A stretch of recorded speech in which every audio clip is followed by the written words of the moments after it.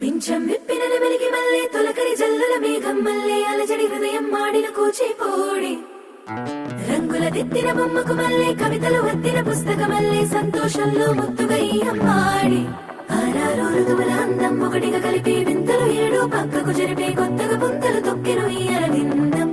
అమ్మమ్మో తాండవమాడే కృష్ణుడి నుండి వేణువ గానం తీయగ పండి రాధకు ప్రాణం ముప్పొంగే ఆనందం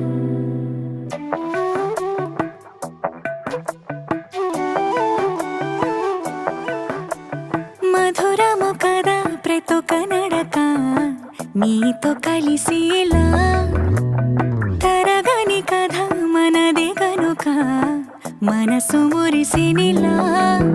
ఉసురేమో